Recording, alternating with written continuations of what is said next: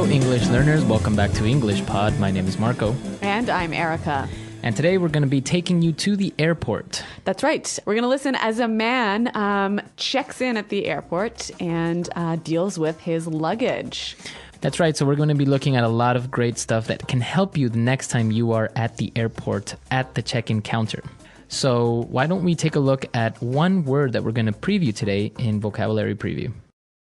Vocabulary Preview. We're going to hear this guy say, I'd like to check 3 pieces. He's going to check 3 pieces of what?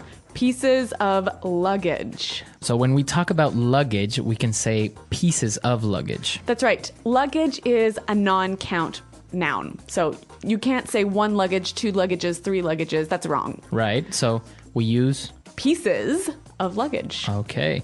So 3 pieces of luggage. Mm-hmm. Very good. Let's listen to our dialogue for the first time. We're going to see what happens with this guy at the airport and with his pieces of luggage.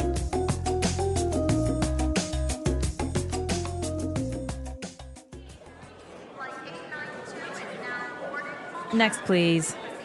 Hello, sir. May I see your passport, please? Yes, here you go. Will you be checking any bags today? Yes, I'd like to check 3 pieces. I'm sorry, sir. Airline policy only allows 2 pieces of checked luggage at 20 kilograms each, plus 1 piece of carry-on luggage. I will have to charge you extra for the additional suitcase. What? Why? I'm taking an intercontinental flight. I'm flying 16,000 kilometers. How am I supposed to take only 2 20-kilo bags? That's absurd. I'm sorry, sir. There's nothing I can do. You cannot board the flight with that large bag either. Carry-on bags must fit in the overhead compartment or under your seat. That bag is clearly too big. Now I see. You charge next to nothing for an international ticket. When it comes to charging for any other small thing, you charge an arm and a leg. So tell me, miss, how much will I have to pay for all of this? Let's see. $625 US. That's more than my round-trip ticket!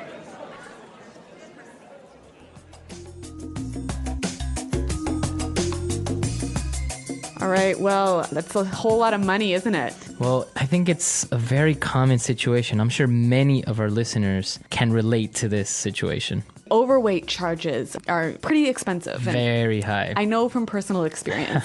But that's not what we want to talk about now. We want to talk about some really useful vocabulary in Language Takeaway. Language Takeaway.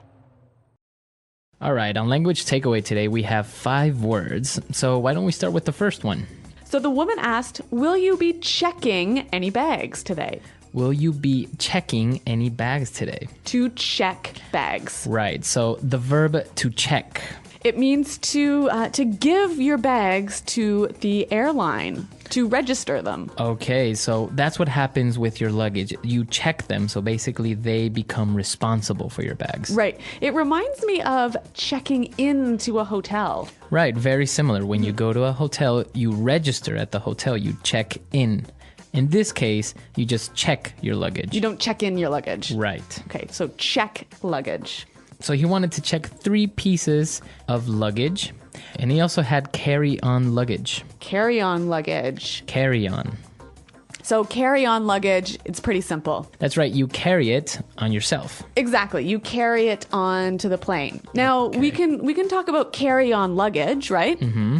Or carry-on bag. Right, or a carry-on suitcase. Mm-hmm. A very small suitcase that can fit under your seat. Exactly. All right, so carry-on luggage. Now, he was traveling on an intercontinental flight. Intercontinental. Intercontinental. We have 2 words there, inter, Between. between, right? And continental. So this sounds like continent. Okay, so he's traveling maybe from Asia to North America. Okay, intercontinental. He's trying to board this intercontinental flight. So to board a flight, Board a plane. board a train, All right, so basically it means to to get on, get on. to get on a vehicle. Okay, so I can say board the ship, board the car. No, No? But board the train, Board the train. board the bus, all aboard. That's right. That's why in movies you see that somebody will yell all aboard. Yeah, In the train station, right? exactly. All aboard. Okay, so board a vehicle. And our last phrase for today, overhead compartment. Overhead compartment. Overhead compartment. All right, let's break this phrase down. Overhead. So that's on top of your head, right? Exactly. Yeah. Above you. Yeah. And the compartment is a place where you can put something and store it. Mm-hmm. Kind of like a box. Right. Yeah. So you have an overhead compartment, that big box where you put your bags and your purse or whatever on an airplane. Mm-hmm. Very similar to, for example, an overhead projector. Right. So that's the machine that puts an image or a picture on a wall. Like sometimes you see them in meetings. Right. So because the image is over your head and it's Yep. big, it's called an overhead projector. Okay. So some great language. Why don't we hear it again in context by listening to the dialogue for the second time?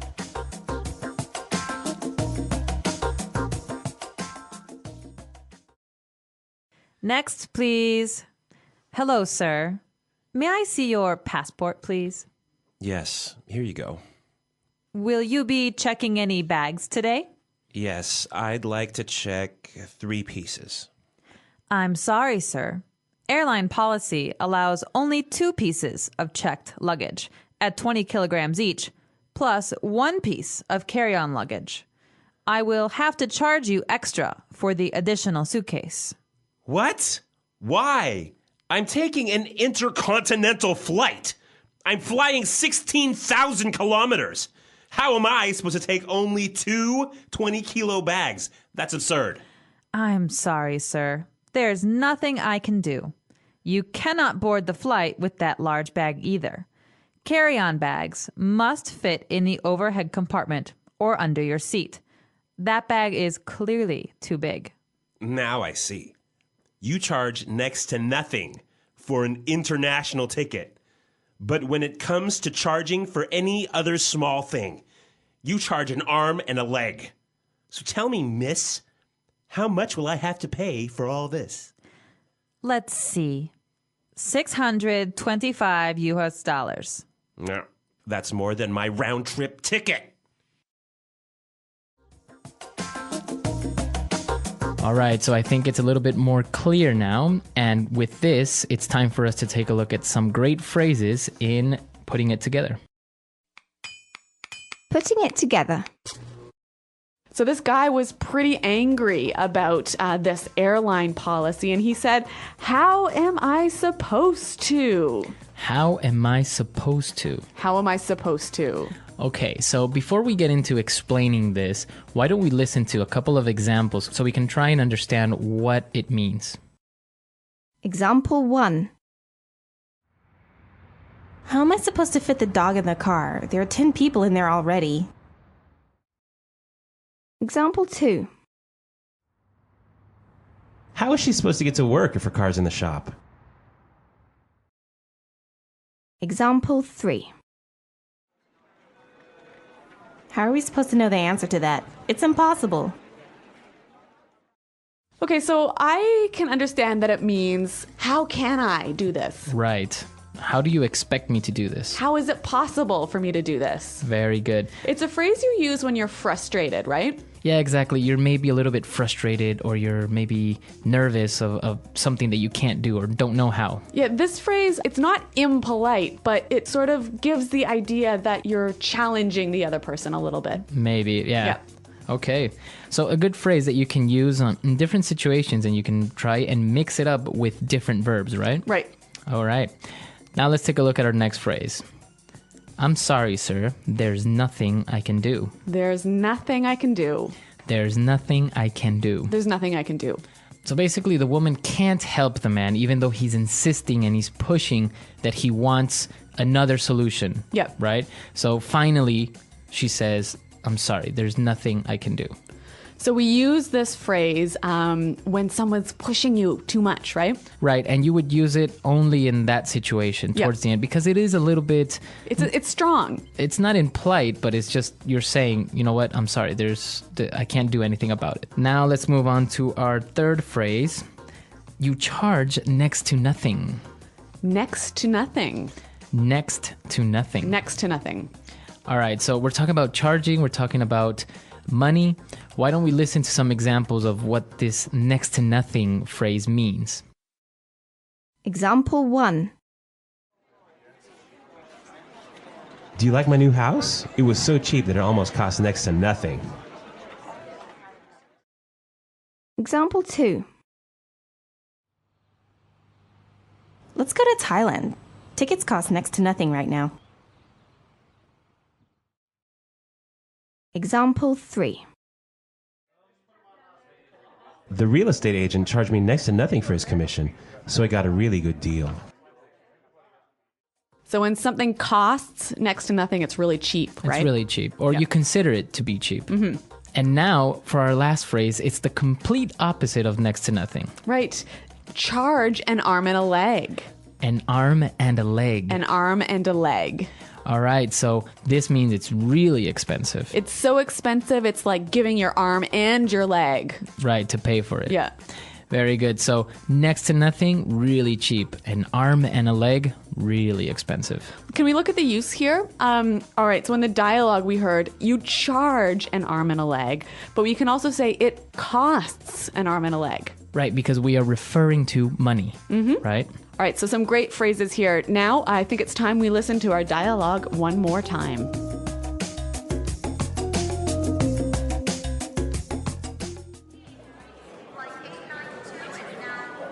Next, please. Hello, sir. May I see your passport, please? Yes, here you go. Will you be checking any bags today? Yes, I'd like to check 3 pieces. I'm sorry, sir. Airline policy only allows 2 pieces of checked luggage at 20 kilograms each, plus 1 piece of carry-on luggage. I will have to charge you extra for the additional suitcase. What? Why? I'm taking an intercontinental flight. I'm flying 16,000 kilometers. How am I supposed to take only 2 20-kilo bags? That's absurd. I'm sorry, sir. There's nothing I can do. You cannot board the flight with that large bag either. Carry-on bags must fit in the overhead compartment or under your seat. That bag is clearly too big. Now I see. You charge next to nothing for an international ticket. When it comes to charging for any other small thing, you charge an arm and a leg. So tell me, miss, how much will I have to pay for all of this? Let's see. $625 US. That's more than my round-trip ticket! Okay, so airline policies, luggage, it's always a problem, right? Most of the time you always end up paying overweight when you travel. Yeah, I know that this happened to me once, and it was really expensive. Really, what happened? I was flying on an intercontinental flight from India back to Europe, and I had too many extra bags, but I really needed to bring them, and so it cost me $6,000. $6,000. Yeah. Wow. So my credit card was pretty maxed out after that. At the airport. At the airport. English shadowing practice. Today, we are going to learn English at the airport. Airports can be busy and sometimes stressful, but with the right English phrases, you can travel easily. Let's start. Part 1. At the check-in counter. When you arrive at the airport, the first thing to do is check in. Staff. Hello, can I see your passport, please? You. Here is my passport. Staff. Are you checking in any bags? You. Yes, 1 bag. Staff. Please place it on the scale. You. Okay. Shadowing sentences. Can I see your passport, please? Are you checking in any bags? Please place it on the scale. Sometimes the staff will ask, do you want a window or an aisle seat? You. A window seat, please. Staff. Here is your boarding pass. Your flight leaves at 10:30 a.m. You. Thank you. Shadowing sentences. Do you want a window or an aisle seat? Your flight leaves at 10:30 a.m. Part 2. Security check. After check-in, you go to security. Security officer. Please put your bag on the conveyor belt. You. Okay. Security officer. Take off your shoes, belt, and watch. You. Sure. Security officer. Step through the metal detector. You. Done. Shadowing sentences. Please put your bag on the conveyor belt.